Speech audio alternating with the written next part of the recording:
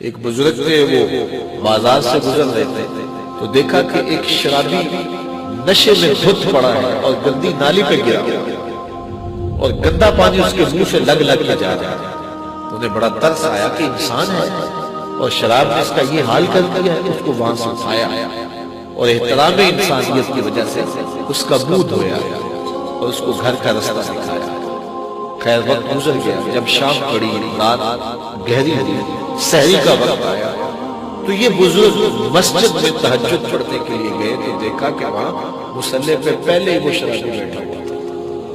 تو حیرت زدہ ہوئے کہ ابھی کل تو میں نے اس کا منہ دھویا ہے۔ تو حیرت سے وہاں کھڑے ہو کے سوچنے لگے، حاطب سے آواز آئی، اے میرے بندے، تو نے اس کا منہ دھو دیا تھا، میں نے اس کا دل دھو دیا۔ تو سچے دل سے اس کے حضور آئے، ہم اپنے ظاہر کو صاف کرتے ہیں، اندر کو وہ صاف کر دے گا، باطن کو وہ ستھرا کر دے گا، اندر کی غلاظت میں اپنے کرم سے وہ دور کرے گا۔ تو صاحبو، زندگی تیزی سے گزر رہی ہے، ہم لمحہ لمحہ موت کی طرف بڑھ رہے ہیں۔ یہ ہمارے اٹھتے ہوئے قدم جو ہیں، یہ موت کی طرف اٹھنے والے قدم ہیں۔ قبل اس سے کہ وہ وقت آ جائے، کوئی حجت باقی نہ رہے اور پچھتاوا ہو، کاش کسی کے کہنے کو سن لیا ہوتا اور اٹھتے ہوئے جنازوں پہ غور کر لیا ہوتا، ڈوبتا سورج پیغام دیتا تو اس سے کچھ سمجھ لیا ہوتا، پھیلی ہوئی قبروں سے کچھ سیکھ لیا ہوتا، جوان لاشیں اٹھتے تھے ان سے کچھ سمجھ لیا ہوتا۔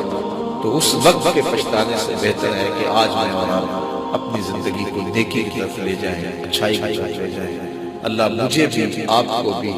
ہمارے خاندان کے لوگوں کو بھی، ہمارے عزیزاں و اقرباء کو بھی، ہمارے دوستوں کو بھی، جملہ پیر بھائیوں کو، پوری امت مسلمان کو سچی توبہ کی توفیق عطا فرمائے اور ہم سب کو اللہ کا ہو جانے کی توفیق دے اور اچھے